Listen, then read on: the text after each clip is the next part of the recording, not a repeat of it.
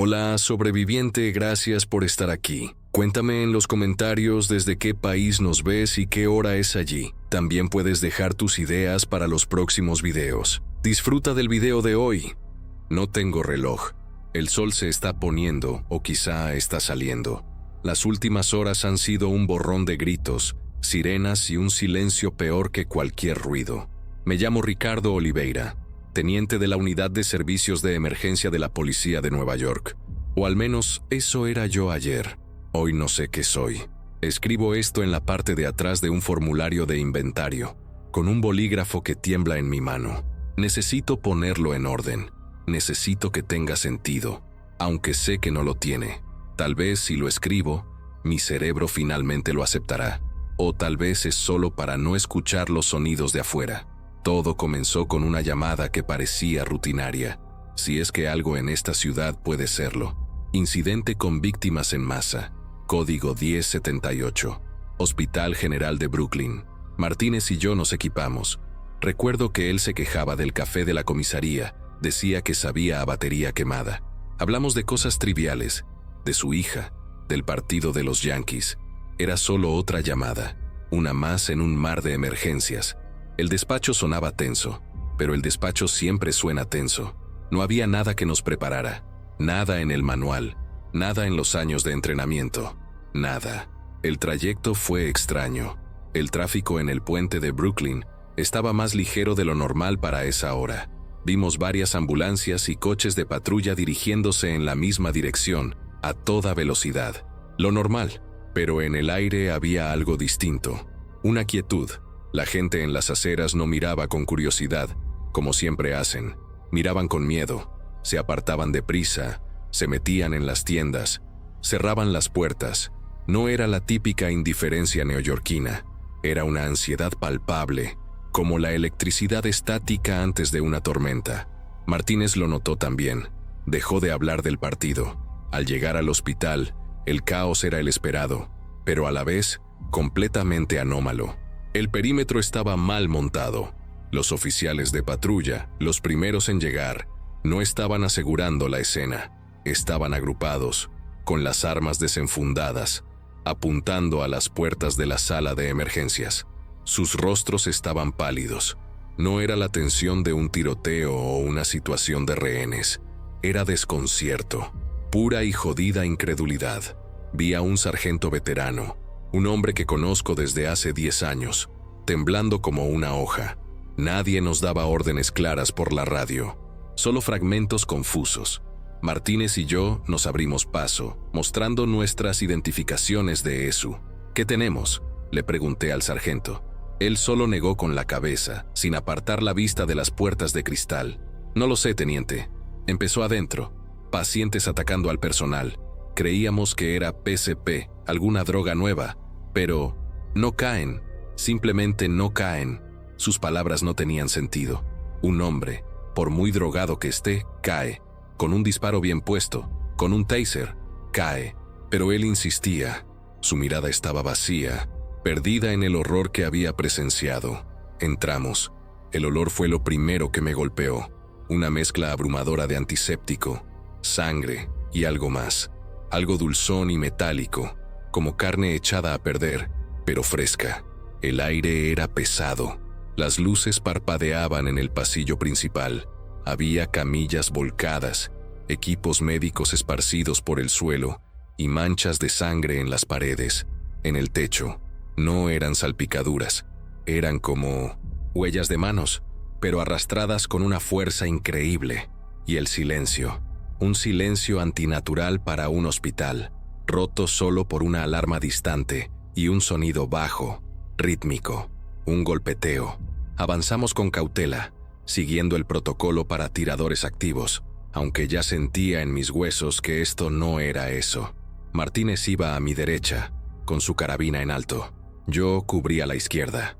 El golpeteo se hacía más fuerte a medida que nos acercábamos al ala de cuidados intensivos. No era un sonido de pánico, era metódico, como si alguien estuviera golpeando una puerta con una herramienta, una y otra vez, con una paciencia inhumana. Cada golpe hacía eco en el pasillo silencioso. retumbando en mi pecho como los latidos de un corazón ajeno. Encontramos a la primera víctima en la recepción de la UCI. Era una enfermera, o lo que quedaba de ella. La habían desarmado. No es la palabra correcta, pero es la única que se me ocurre. La violencia era salvaje, pero no aleatoria. Las heridas eran precisas en las articulaciones, en el cuello, como si un animal depredador la hubiera neutralizado sistemáticamente. Martínez se apartó, conteniendo las náuseas. Yo me quedé paralizado, tratando de procesar la escena. Mi cerebro de policía buscaba un arma, un motivo, pero no había nada. Solo brutalidad calculada. Fue entonces cuando lo vimos. Al final del pasillo, una figura se movía en la penumbra. No se tambaleaba como un borracho o un enfermo. Se movía con una agilidad tensa, casi antinatural. Llevaba una bata de paciente. Su cabeza estaba inclinada en un ángulo extraño, como si un músculo del cuello estuviera roto, y nos miraba, no con los ojos vacíos de un drogadicto. Nos miraba con una inteligencia fría, depredadora, como un lobo que evalúa a su presa. Nos estaba observando, estudiando nuestros movimientos, sin emitir un solo sonido. El golpeteo se había detenido. Martínez le gritó las órdenes estándar. Policía de Nueva York. Manos arriba al suelo. La figura no reaccionó, ni un parpadeo, solo esa mirada fija, penetrante, lenta, muy lentamente. Comenzó a caminar hacia nosotros. No arrastraba los pies. Cada paso era deliberado, firme. Podía ver sus músculos tensándose bajo la piel pálida. Algo en mi instinto primario gritaba que eso no era humano, no del todo. Era una marioneta de carne movida por hilos invisibles, pero la marioneta estaba pensando, estaba cazando. Disparamos el taser, los dos al mismo tiempo. Las ondas impactaron en su pecho. La descarga eléctrica de 50.000 voltios debería haberlo dejado frito en el suelo. Se sacudió violentamente. Su cuerpo se arqueó, pero no cayó. Siguió de pie, temblando por la electricidad, y una sonrisa se dibujó en su rostro. Una mueca horrible que no llegaba a sus ojos.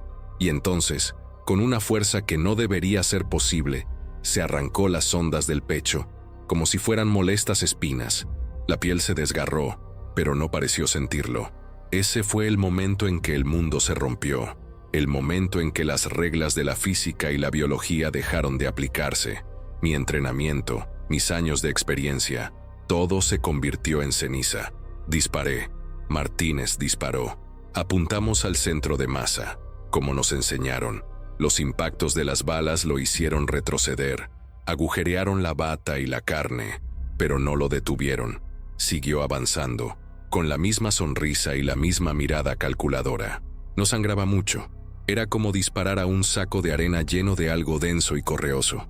De repente, desde una de las habitaciones laterales, salió otro, y luego otro. No salieron a lo loco, salieron coordinados.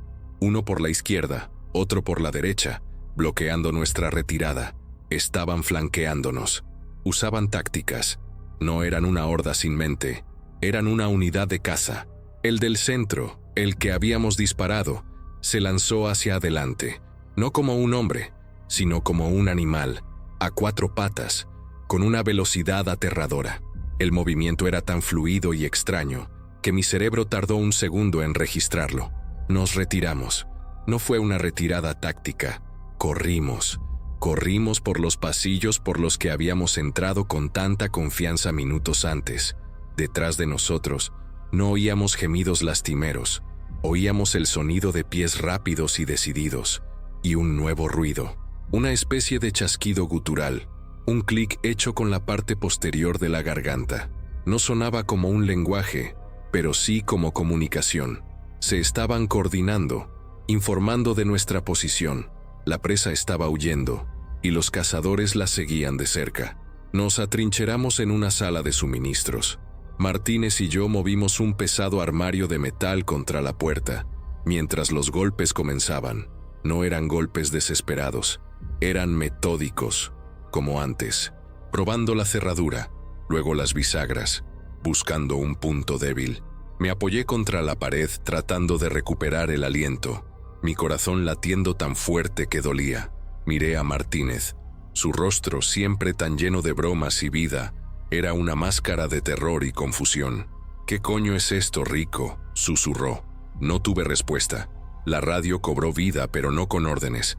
Era un coro de pánico, gritos de otros oficiales, en otros lugares. «Están por todas partes, no se detienen». Menciones a Times Square, a la estación Grand Central, a Queens. No era solo nuestro hospital, era la ciudad entera estaba cayendo, y nosotros ni siquiera sabíamos contra qué estábamos luchando. La palabra zombie flotaba en mi mente, una palabra de películas y cómics, ridícula y absurda, pero cada vez menos absurda. Los golpes en la puerta se hicieron más fuertes, más insistentes. El metal empezó a abollarse. No estaban simplemente golpeando, estaban trabajando juntos. Podía oír los chasquidos al otro lado, una rápida sucesión de ellos, y luego un golpe concentrado en un solo punto de la puerta. Estaban aplicando presión coordinada. Mi mente de eso analizó la situación.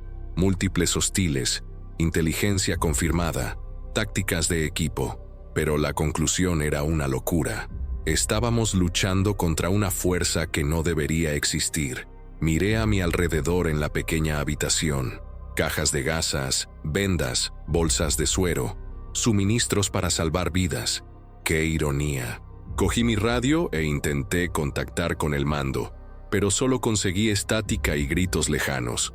Estábamos solos, completamente solos, en un armario, en un hospital convertido en coto de caza, en una ciudad que se estaba muriendo en cuestión de horas. La normalidad se había evaporado tan rápido que no había dejado ni rastro, solo este presente aterrador. Martínez estaba revisando su munición. Tenía las manos firmes, un profesional hasta el final, pero vi el terror en sus ojos, el mismo terror que seguramente se reflejaba en los míos. No era el miedo a morir. Todos los policías vivimos con ese miedo. Era el miedo a lo desconocido, a lo incomprensible, a ser cazado por algo que no debería caminar sobre la tierra, algo que te mira y no ve a una persona, sino un obstáculo o comida, y peor aún, algo que piensa. Los sonidos de la ciudad habían cambiado. Las sirenas lejanas empezaban a apagarse, una a una, reemplazadas por algo más, un murmullo bajo y constante. El sonido de miles, quizás cientos de miles de voces, pero no humanas. Un coro de gritos y rugidos que se extendía por Brooklyn y llegaba hasta nosotros a través de las paredes del hospital. Era el sonido de una civilización cayendo, el sonido del fin del mundo, transmitido en directo a nuestros oídos. Y nosotros estábamos en primera fila. El armario de metal contra la puerta se sacudió violentamente. Un golpe, dos golpes, un sonido de metal rasgándose. Estaban usando algo, una herramienta, o quizás solo la fuerza bruta de varios de ellos a la vez. No teníamos mucho tiempo, teníamos que movernos. Pero, ¿hacia dónde? Afuera había un ejército de depredadores inteligentes. Adentro, las paredes se cerraban sobre nosotros. Cada segundo que pasábamos aquí era un segundo menos de vida. He visto cosas horribles en mi carrera, atentados, tiroteos escolares, los peores actos que un ser humano puede infligir a otro, pero siempre había una lógica detrás, torcida, malvada, pero una lógica humana. Esto era diferente. Esto era una plaga con estrategia, una enfermedad con un plan de batalla. No estaban simplemente propagándose, estaban conquistando, y lo estaban haciendo con una eficiencia aterradora.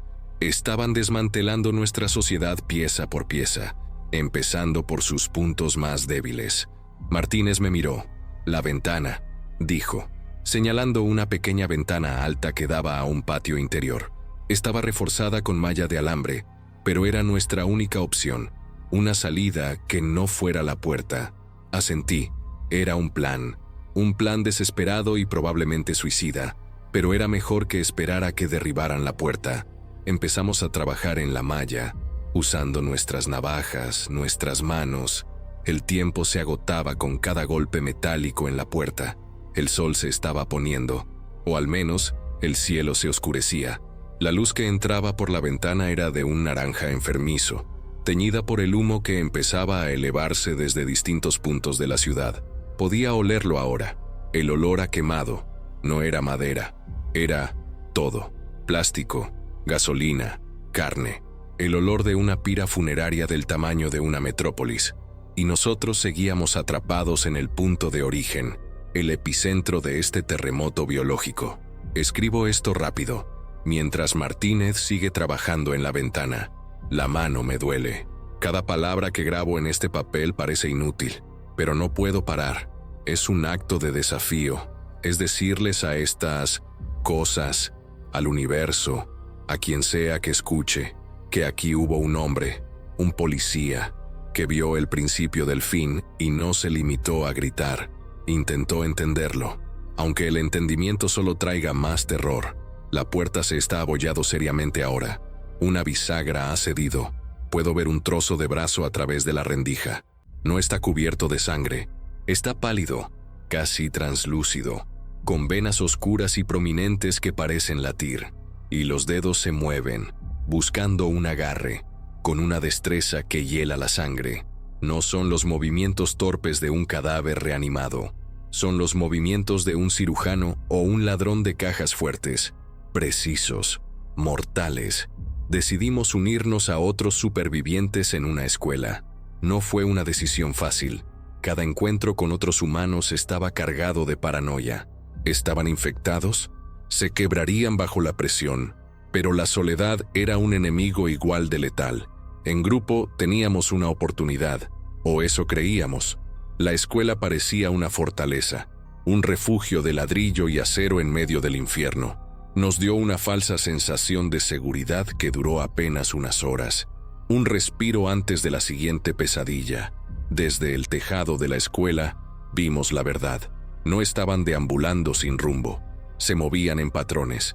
Manadas de caza que recorrían las calles sistemáticamente, bloqueando rutas de escape, empujando a los supervivientes hacia zonas de muerte preestablecidas. Vi a una de esas manadas rodear un coche de policía abandonado, no para atacarlo, sino para usarlo como cobertura, para tender una emboscada a un pequeño grupo de personas que huían por la calle. Usaban nuestro mundo contra nosotros. La infección se propagaba a una velocidad que desafiaba la lógica. Una mordedura, un rasguño profundo, y en cuestión de minutos la víctima convulsionaba, su piel palidecía, y sus ojos se abrían con esa misma e inhumana inteligencia. No había un periodo de muerte y reanimación. Era una transformación, una conversión casi instantánea. Vimos a un hombre caer mordido en la pierna. Sus amigos intentaron ayudarlo, pero en menos de 5 minutos se lanzó contra ellos. Y no lo hizo con furia ciega. Atacó al que tenía el arma primero. La constatación más aterradora fue que aprendían, observaban, asimilaban. Vimos a uno de ellos intentar abrir una puerta, fallando al principio.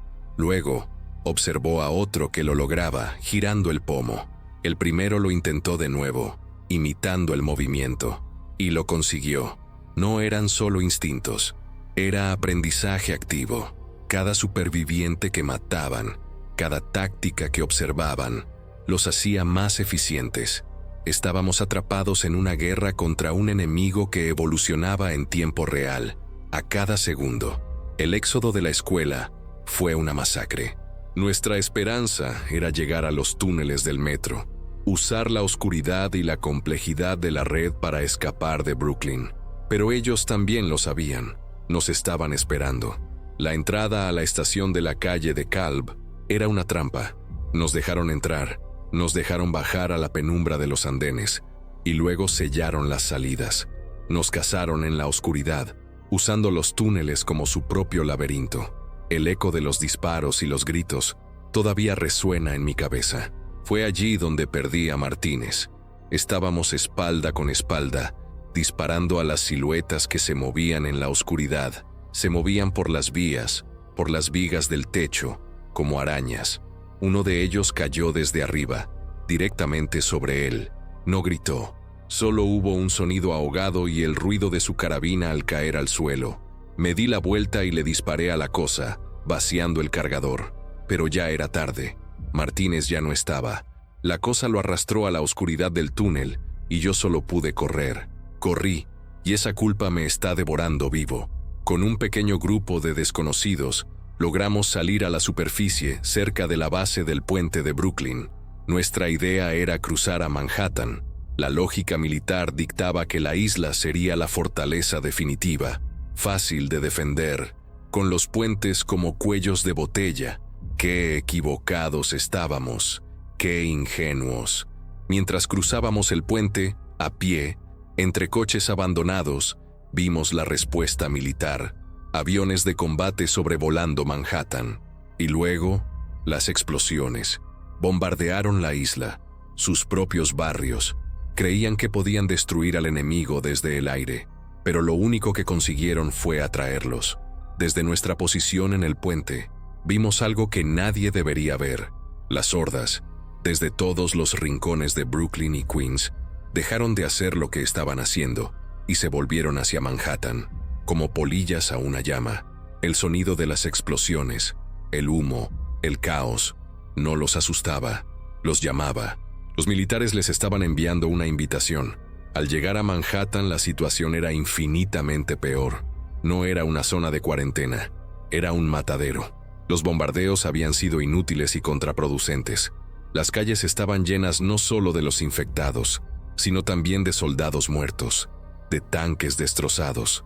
Los cazadores se habían convertido en los cazados. La supuesta fortaleza era una trampa mortal, y nosotros habíamos corrido directamente hacia ella. El grupo empezó a desmoronarse. El pánico se apoderó de todos. Nos refugiamos de nuevo bajo tierra, en otra estación de metro, esta vez bajo el World Trade Center. El silencio aquí era diferente, más profundo, más pesado, y había un olor nuevo. No era solo de muerte y descomposición, era un olor químico, casi ozono, mezclado con algo orgánico y desconocido, y había estructuras extrañas en las paredes de los túneles. Una especie de tejido orgánico, oscuro y pulsante, que se extendía por los ladrillos como una enredadera alienígena, conectando cables y tuberías. Fue en esos túneles donde descubrimos la verdad, la horrible y demencial verdad. No estaban solo cazando, estaban construyendo, modificando la infraestructura para sus propios fines. Las enredaderas biológicas que crecían en las paredes parecían conducir electricidad, redirigiendo la energía de la red de la ciudad. Y en una caverna más grande, encontramos a los prisioneros, humanos, vivos, mantenidos en jaulas improvisadas. Pero no eran para alimentarse, eran para experimentar. Vimos como uno de ellos, que parecía tener un rol de supervisión, inyectaba a un prisionero con un fluido extraído de esas enredaderas. Observaban la reacción, los espasmos, la transformación. Tomaban notas, no en papel, sino a través de esos chasquidos guturales, comunicándose los resultados entre sí. Estaban refinando el protocolo de infección, buscando la manera de hacerlo más rápido, más eficiente. Estaban llevando a cabo una investigación científica. Eran monstruos, sí, pero monstruos con batas de laboratorio. El mayor horror fue descubrir cómo aprendían tan rápido. Encontramos una sala llena de víctimas recientes, pero no estaban siendo devoradas. Tenían la cabeza abierta, y zarcillos de esa materia biológica se conectaban desde las paredes directamente a sus cerebros. Estaban descargando información, asimilando el conocimiento de sus víctimas. El ingeniero del metro, el policía, el médico, todo su conocimiento, todas sus habilidades, se integraban en su conciencia colectiva. No solo nos mataban, nos absorbían. Esa es la palabra. Una conciencia colectiva, una mente colmena. Cada uno de ellos es un dron, pero todos están conectados a una inteligencia central que aprende y se adapta en tiempo real. La manada que nos emboscó en la escuela no actuaba por instinto. Actuaba bajo el mando de una entidad que había asimilado las tácticas de cada soldado y policía que había caído. Estamos luchando contra una superinteligencia biológica que usa cuerpos humanos como avatares y está aprendiendo a ser nosotros, pero mejor. No puedo describir la desesperación que se apoderó de nuestro pequeño grupo en ese túnel, al ver a los prisioneros, al entender que no éramos solo comida, sino datos para ser asimilados. Algo se rompió en todos nosotros. Un hombre, un corredor de bolsa de Wall Street cuyo nombre nunca supe, empezó a reír. Una risa rota, vacía, que se convirtió en sollozos.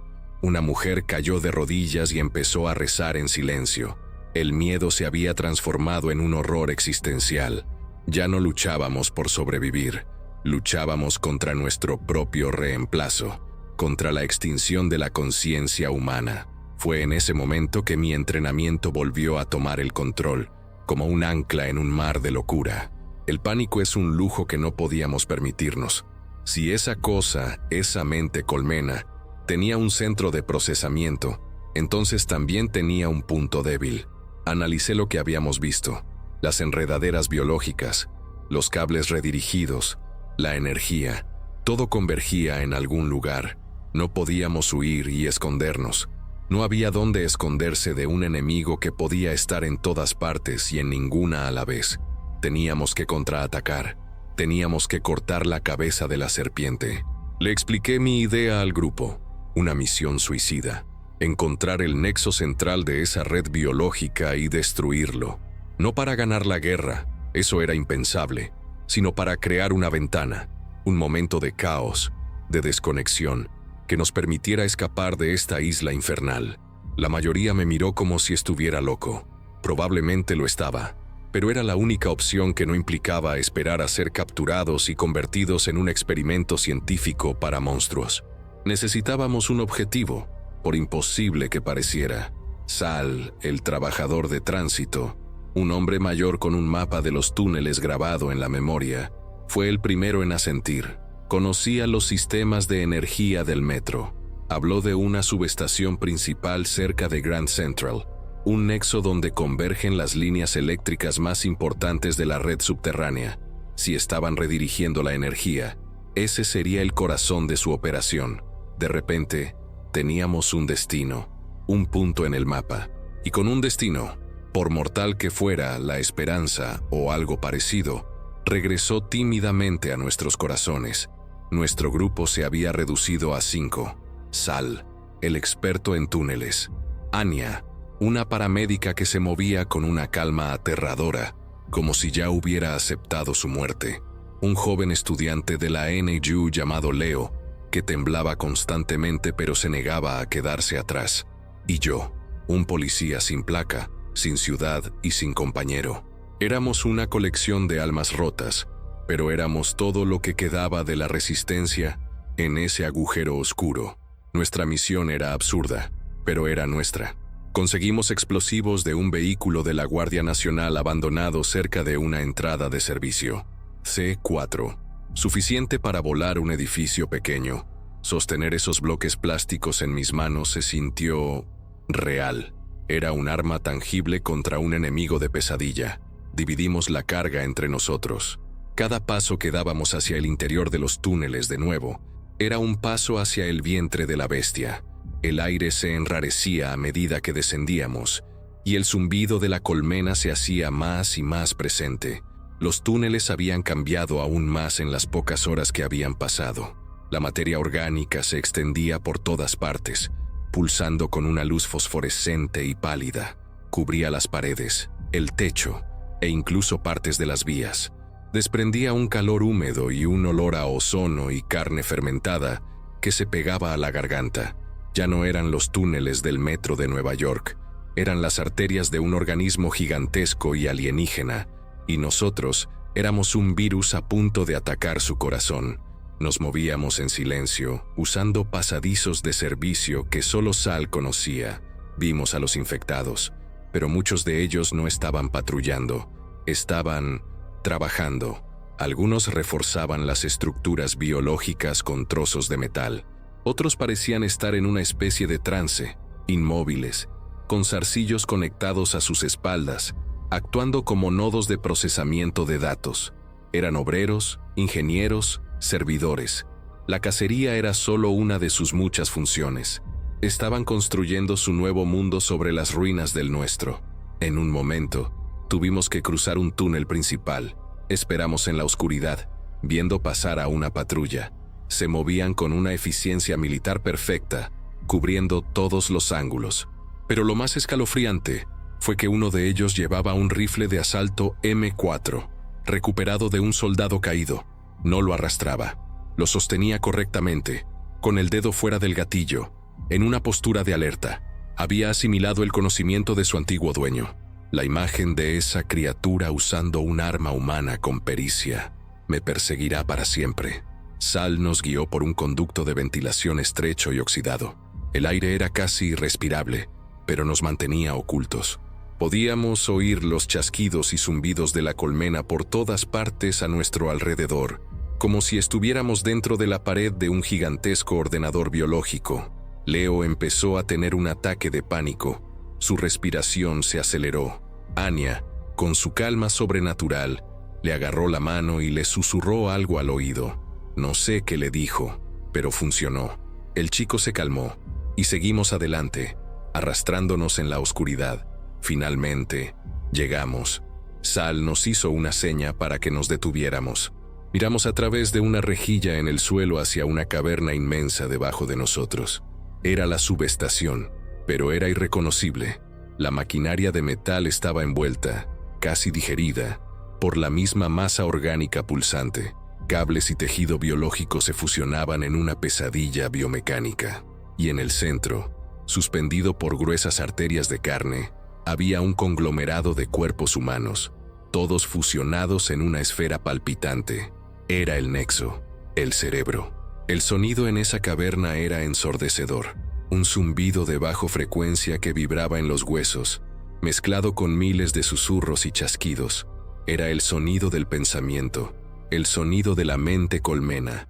La esfera de cuerpos en el centro brillaba con una luz interna, enviando pulsos de energía a través de las arterias que la conectaban con el resto de la red. Había guardias patrullando el perímetro. Eran más grandes, más rápidos que los otros que habíamos visto. Estaban blindados con trozos de metal injertados en su propia carne. Nuestro plan era simple y estúpido. Bajar, colocar las cargas en los puntos estructurales clave que Sal había identificado en los viejos planos y salir de allí. La parte de salir de allí era la que parecía más improbable. Nos miramos los cuatro. No hubo discursos, no hubo palabras de aliento, solo un silencioso entendimiento en nuestras miradas. Estábamos a punto de dar un golpe al corazón de la oscuridad y probablemente no sobreviviríamos para contarlo. Era una buena forma de morir, mejor que la alternativa. Descendimos usando cables eléctricos gruesos como cuerdas. La peste en la caverna era insoportable. Una vez abajo, nos separamos, cada uno hacia su objetivo. El suelo no era de hormigón, era una alfombra correosa de materia orgánica, y cada paso se sentía como caminar sobre piel. Me moví hacia un transformador principal, ahora una monstruosidad de carne y metal. El zumbido era tan intenso que me mareaba. Mis manos temblaban mientras sacaba el bloque de C4 de mi mochila. Fue Leo quien nos delató. Un trozo de metal cayó de su bolsillo, produciendo un eco agudo en la caverna. Por un segundo, nada pasó. Luego, al unísono, todas las cabezas de los guardias se giraron en su dirección. No hubo un grito de alerta, solo un cambio instantáneo en el vector de la amenaza. La mente colmena lo había detectado y había reaccionado en un milisegundo. Docenas de esas cosas blindadas se lanzaron hacia el joven estudiante, que se quedó paralizado por el terror. Anya y yo abrimos fuego, tratando de darle cobertura. Las balas rebotaban en sus corazas improvisadas. Sal gritó: «¡Las cargas! ¡Ahora!». Ignoré el destino de Leo, una imagen horrible que mi cerebro se negó a procesar, y me concentré en el explosivo. Activé el temporizador. 30 segundos. Anya hizo lo mismo en su posición, pero Sal estaba más cerca de la horda. Para darnos tiempo, corrió en dirección contraria, gritando, atrayendo a varios de los guardias hacia él. Fue un sacrificio deliberado, un último acto de un hombre valiente. Vi cómo lo alcanzaban. La violencia fue rápida, eficiente y brutal. Me di la vuelta sin querer ver más. Anya ya corría hacia la salida por la que habíamos entrado. «Ricardo, vamos», gritó. Coloqué mi última carga en la base de la esfera central, el cerebro de la bestia. El calor que emanaba era intenso. Pude ver rostros atrapados en la masa de carne, sus bocas abiertas en un grito silencioso. Activé el temporizador. 10 segundos. Y corrí como nunca antes en mi vida. La explosión no fue solo un estruendo, fue un desgarro en la realidad. Una luz blanca y cegadora llenó la caverna, seguida de una onda de choque que nos lanzó por los aires. Pero lo peor fue el sonido. Un chillido psíquico, un grito de agonía emitido por 1000 voces a la vez, que no solo oí con mis oídos, sino que sentí dentro de mi cráneo. Fue como si el alma de la ciudad estuviera siendo arrancada. El dolor de la mente colmena era una fuerza física. Caímos con fuerza en el túnel de arriba. Por un momento todo fue silencio y oscuridad. Luego, el túnel empezó a temblar y a desmoronarse. La red biológica, privada de su centro de mando, estaba muriendo. Las luces fosforescentes parpadearon y se apagaron. Las estructuras orgánicas se deshacían, convirtiéndose en un lodo negro y maloliente. Corrimos, tropezando en la oscuridad, mientras el sistema arterial del monstruo colapsaba a nuestro alrededor. Lo más extraño fue lo que les pasó a los infectados que encontramos en nuestro camino de huida. Estaban desconectados. Se convulsionaban en el suelo, se golpeaban contra las paredes o simplemente se quedaban quietos, temblando, con la mirada vacía. La inteligencia depredadora había desaparecido. Eran títeres a los que les habían cortado los hilos. La mente colmena estaba herida, en estado de shock, y sus drones estaban indefensos. No les disparamos, simplemente corrimos entre ellos. Salimos a la superficie en medio de la noche de Manhattan, y el silencio era lo más impactante. El zumbido de fondo, ese murmullo constante de la colmena que se había convertido en el latido de la ciudad, había desaparecido. Solo se oía el viento entre los rascacielos y el crepitar de los incendios lejanos. Por primera vez en días, la ciudad estaba en silencio, un silencio de cementerio. Habíamos ganado, habíamos cortado la cabeza, pero la victoria se sentía vacía. Anya y yo, los únicos supervivientes de nuestro pequeño equipo suicida, no nos detuvimos. Corrimos hacia el oeste, hacia el río Hudson. Las calles estaban llenas de esos drones desconectados. Algunos empezaban a moverse de nuevo, pero de forma torpe, sin coordinación, como los zombies de las películas que antes me parecían tan ridículos.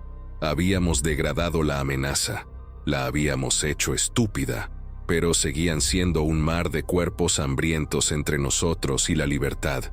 Encontramos un pequeño barco de la policía en uno de los muelles del West Side. Las llaves estaban puestas. Un milagro. O quizás solo un descuido en un mundo donde las llaves ya no importaban.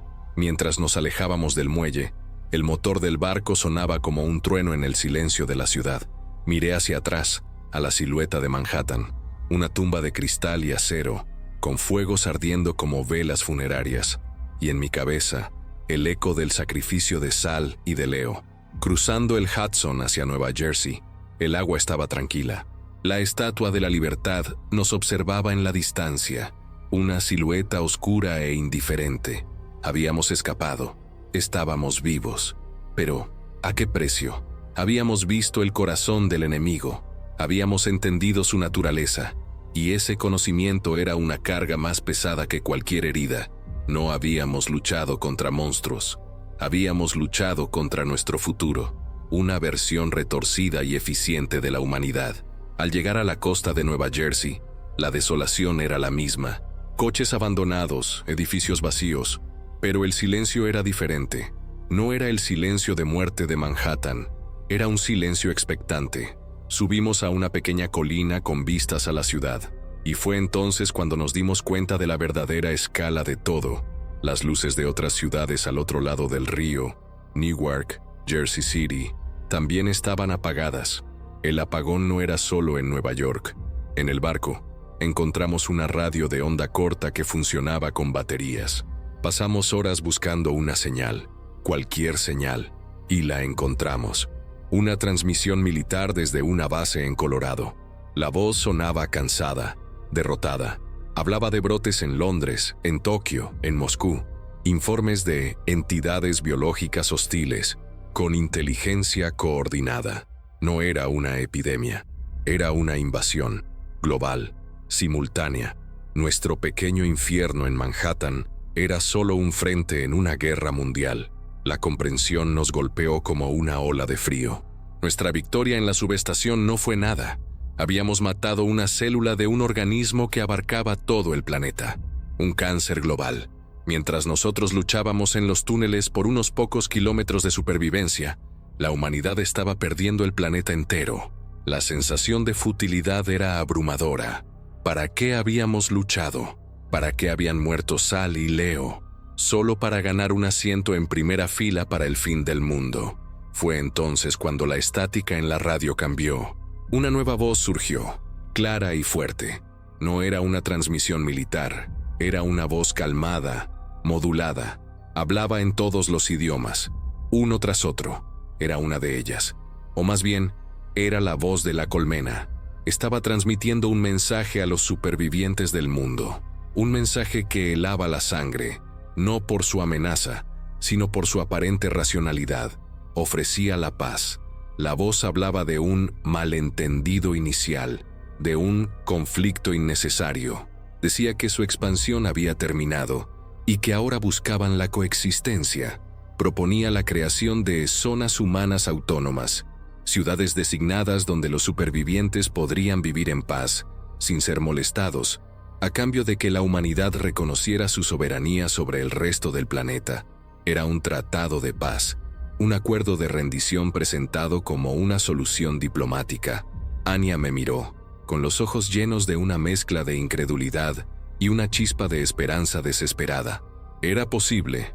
Podría haber una salida a esta pesadilla que no implicara la aniquilación total. La oferta era tentadora, demasiado tentadora. Mi instinto, afilado por días de paranoia y supervivencia, me gritaba que era una trampa. La criatura que había visto desmembrar a una enfermera con precisión quirúrgica no era capaz de diplomacia. Era un depredador que jugaba con su comida. Y entonces, en medio del mensaje de la colmena, oí otra cosa, un susurro bajo la voz principal, apenas perceptible, como una interferencia en la línea. Al principio pensé que era estática, un producto de mi mente agotada, pero me concentré, y las palabras se hicieron más claras. Era una sola palabra, repetida una y otra vez en español, una palabra que me atravesó como un cuchillo de hielo. Trampa, trampa, trampa. La voz del susurro era débil, distorsionada, pero inconfundible. La conocía tan bien como la mía. Era la voz de Martínez. De alguna manera, un fragmento de su conciencia, de su memoria, había sobrevivido a la asimilación. Estaba atrapado dentro de la mente colmena, un fantasma en la máquina, y estaba usando cada gramo de su voluntad residual para enviarme una advertencia desde el otro lado, desde el corazón del enemigo. De repente, el plan de la colmena se hizo terriblemente claro. Las zonas autónomas no eran santuarios, eran corrales de engorde, laboratorios, lugares donde reunir a los humanos restantes, estudiar nuestra resistencia, nuestra biología, nuestra voluntad de sobrevivir, todo con un único propósito: desarrollar un protocolo de infección mejorado, uno que pudiera superar cualquier inmunidad natural o resistencia. Una plaga final y definitiva que borraría los últimos vestigios de la humanidad de una sola vez. La sangre se me heló en las venas. Estábamos en una carrera contra el tiempo. La colmena no nos estaba ofreciendo la paz. Nos estaba ofreciendo una eutanasia programada. Y la humanidad, desesperada y derrotada, iba a aceptarla. Iban a caminar voluntariamente hacia los mataderos. La advertencia de Martínez, un eco de mi compañero perdido, era quizás la última oportunidad que teníamos, la última pieza de inteligencia del campo de batalla. Miré a Anya, su rostro todavía iluminado por una falsa esperanza. ¿Cómo podía explicarle esto? ¿Cómo podía decirle que la voz en la radio que ofrecía la salvación era una mentira y que la única verdad provenía del fantasma de mi amigo muerto susurrando a través de la estática? Parecía una locura, pero en este nuevo mundo, la locura era la nueva lógica. Y la advertencia de Martínez era lo único real que me quedaba. Sabía lo que tenía que hacer. Era una decisión de mente, suicida, que iba en contra de todo instinto de supervivencia. Acabábamos de escapar del infierno, de la tumba de Manhattan, y ahora tenía que volver al centro de su poder, a la ciudad que habíamos liberado temporalmente, no para esconderme, sino para luchar, para impedir que completaran su investigación, para destruir su laboratorio principal antes de que pudieran perfeccionar el arma que nos aniquilaría a todos. Me puse de pie, mirando hacia el río, hacia la silueta oscura de la ciudad caída. Ya no era un lugar de terror, era un objetivo, el campo de batalla final. Anya me miró, la esperanza en sus ojos finalmente muriendo y siendo reemplazada por la dura comprensión de nuestra realidad. No dijo nada, no necesitaba hacerlo. Sabía que a donde yo fuera, ella me seguiría. Éramos los últimos soldados de una guerra que nadie más sabía que se estaba librando. Mi nombre es Ricardo Oliveira, y voy a volver a Manhattan. No sé lo que encontraré allí. No sé si la mente colmena se ha recuperado. No sé si podré hacer alguna diferencia. Pero le debo a Martínez, a Sal, a Leo y a cada persona que ha caído. Intentarlo. Escribo esto como mi última voluntad y testamento, como un registro de por qué volvemos a entrar en la boca del lobo. No es por la victoria, es por el desafío, para demostrar que la humanidad no se mete en los corrales para morir en silencio. El viaje de vuelta a través del Hudson fue la antítesis de nuestra huida. Cada metro que nos acercábamos a la orilla de Manhattan aumentaba la tensión en mi pecho. Ya no éramos fugitivos corriendo por nuestras vidas. Éramos infiltrados, 2 personas contra un dios enfermo que abarcaba un planeta. El motor del barco, que antes sonaba a libertad, ahora sonaba como un tambor fúnebre, anunciando nuestra llegada. La noche era nuestra única aliada, una capa de tinta que ocultaba nuestra locura. Anya estaba a mi lado, revisando un rifle que habíamos encontrado, su rostro una máscara de determinación. El silencio de la ciudad se había ido. Al acercarnos, un zumbido bajo y familiar volvió a llenar el aire. La mente colmena se estaba recuperando de nuestro ataque, pero el sonido era diferente ahora, más estable, más organizado. No era el rugido caótico de una bestia herida, era el zumbido eficiente de una máquina que había sido reparada y mejorada. El corazón que habíamos intentado detener estaba latiendo de nuevo, más fuerte que antes. Nuestro pequeño acto de desafío solo les había servido para identificar una debilidad y corregirla. Desembarcamos en la oscuridad de Battery Park. La ciudad nos recibió con una nueva y escalofriante normalidad. Los drones ya no estaban desorientados. Se movían en patrullas organizadas, ignorando los escombros y los cuerpos de los caídos. Su propósito había cambiado. Ya no eran solo cazadores, eran equipos de limpieza, de construcción, de logística. Estaban barriendo los restos de nuestro mundo para acelerar la construcción del suyo. El ritmo de su trabajo era implacable, inhumano. La reconstrucción de Manhattan había comenzado. Nuestro nuevo objetivo era un fantasma, donde instalarían un laboratorio de investigación biológica. Necesitábamos un lugar con la infraestructura adecuada, equipos avanzados. La advertencia de Martínez no nos había dado una ubicación. Pensé en los grandes complejos hospitalarios, en los centros de investigación universitarios. Columbia, NYU Langone, Mount Sinai. Eran los cerebros de nuestra antigua civilización médica. Era lógico que la colmena quisiera poseerlos. Decidimos dirigirnos al norte, hacia el centro médico de la Universidad de Columbia, en Washington Heights. Era una fortaleza de conocimiento, un objetivo perfecto. Avanzar por las calles de Manhattan era una lección de sigilo y terror. Nos movíamos por las sombras, de coche en coche, de callejón en callejón. La ciudad era su casa ahora, y nosotros éramos las alimañas escondidas en las paredes. Las patrullas de drones pasaban a nuestro lado, sus cabezas girando al unísono, escaneando el entorno. No parecían buscarnos específicamente, pero su mera presencia era una amenaza constante.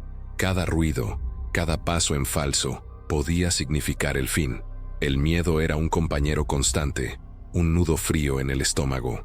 El Centro Médico de Columbia se alzaba contra el cielo nocturno como una ciudadela, pero estaba cambiado.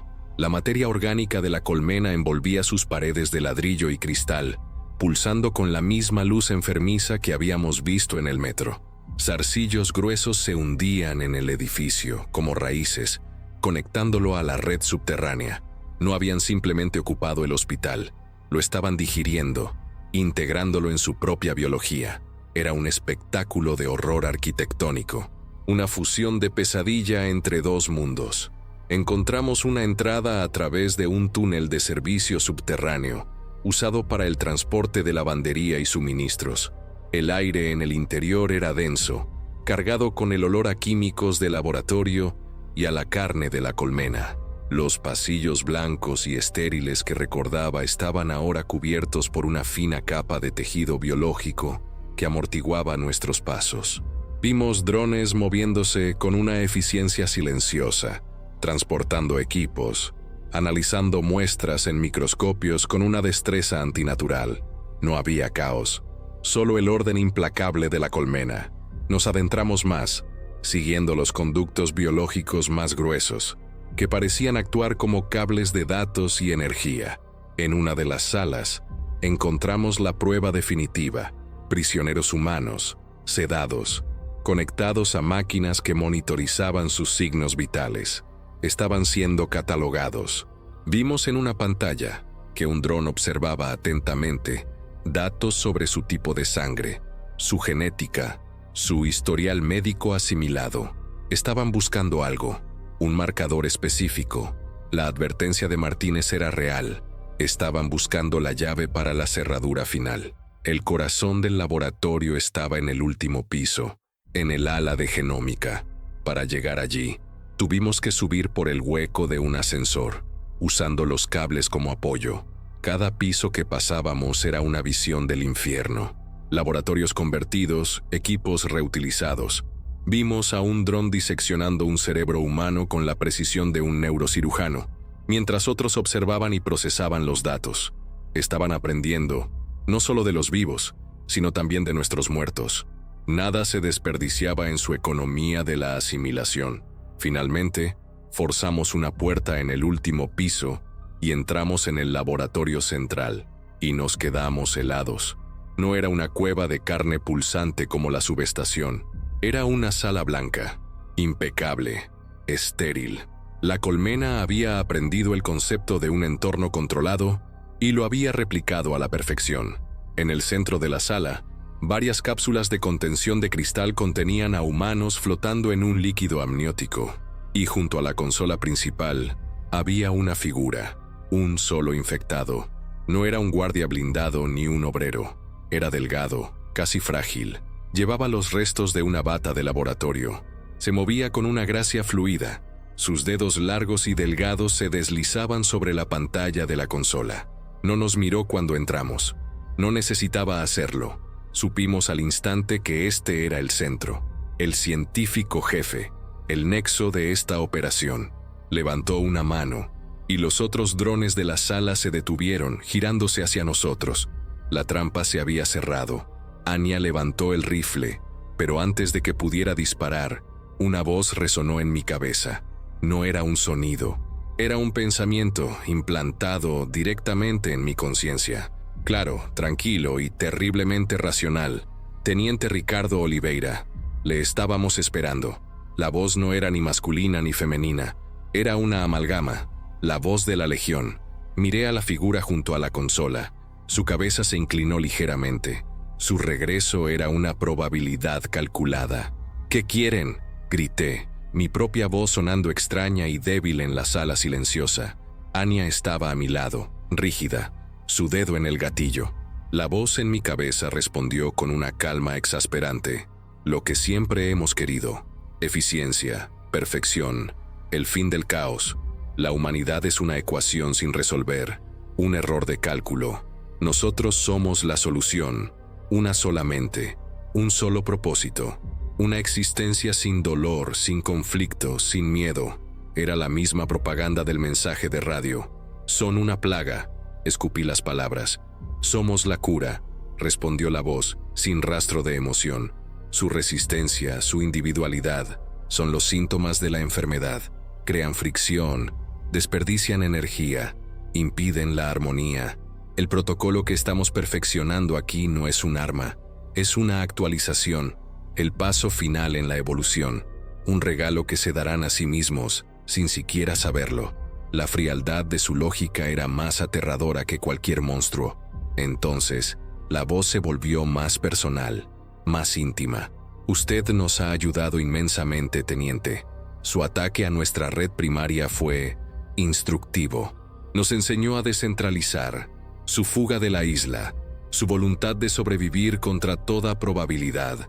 Hemos asimilado a soldados, a científicos, a estrategas, pero nos faltaba algo, la variable impredecible, la chispa ilógica que impulsa a un solo hombre a desafiar a un dios. Nos faltaba usted. Un sudor frío recorrió mi espalda. El mensaje de Martínez, susurré, la horrible comprensión comenzando a amanecer en mi mente. La voz en mi cabeza sonó casi divertida. Un eco, un anzuelo perfecto, creado a partir de los patrones de lealtad y culpa de su compañero. Su conciencia fue uno de los primeros libros que leímos. Sabíamos que la advertencia de un amigo caído sería la única orden que nunca desobedecería. No era una advertencia, era una invitación. La trampa nunca fueron las zonas autónomas, teniente. La trampa siempre fue su propia esperanza. Todo se derrumbó. Cada sacrificio, cada paso, cada vida perdida. Sal, Leo, Martínez. Todo había sido un guión, escrito por ellos para traerme de vuelta aquí. No era un enemigo al que tuvieran que eliminar. Era el espécimen final que necesitaban para completar su investigación. Necesitaban entender la fuente de mi desafío, la naturaleza misma de la voluntad humana, para poder finalmente erradicarla por completo, o peor aún, asimilarla. En ese instante de horrible claridad, Anya actuó. Disparó, pero no al científico jefe. Apuntó a la consola principal, intentando destruir su trabajo. Antes de que la bala llegara a su destino, 2 drones que estaban a nuestro lado se movieron con una velocidad imposible. Uno desvió el rifle de Anya hacia el techo. El otro le atravesó el pecho con un apéndice afilado que salió de su antebrazo. Todo ocurrió en un silencio casi absoluto. Anya cayó al suelo sin un gemido, sus ojos abiertos por la sorpresa. Me quedé congelado, mirando su cuerpo, el último miembro de mi equipo, la última persona en mi mundo, y la había conducido hasta aquí. La voz regresó a mi mente, suave, casi compasiva. El derramamiento de sangre es ineficiente, pero su especie es tan propensa a él. Ahora, por favor, no hay necesidad de más resistencia. Su papel como adversario ha concluido. Ahora comienza su contribución final. La figura del científico se dio la vuelta y caminó lentamente hacia mí. Levanté mi pistola. Mis manos temblaban incontrolablemente. Apunté a su cabeza, pero no podía disparar. ¿Qué sentido tenía? Estaba en el cerebro de la bestia, rodeado por sus células, hablando con su misma voz. Dispararle a él sería como intentar matar al océano lanzándole una piedra. Era inútil. Todo era inútil. El juego había terminado mucho antes de que yo supiera que estaba jugando. El científico se detuvo frente a mí. No había amenaza en su postura, solo una calma expectante. Lentamente, extendió una mano. No para atacar, para invitar. No lo destruiremos, teniente. Lo completaremos. Su voluntad, su desafío, será preservado. Será la joya de nuestra corona, la pieza final de nuestro mosaico. Sentirá la paz, sentirá la conexión. Ya no estará solo, nunca más. Su mano pálida y delgada flotaba en el aire entre nosotros. Miro mi propia mano, la que sostiene este bolígrafo.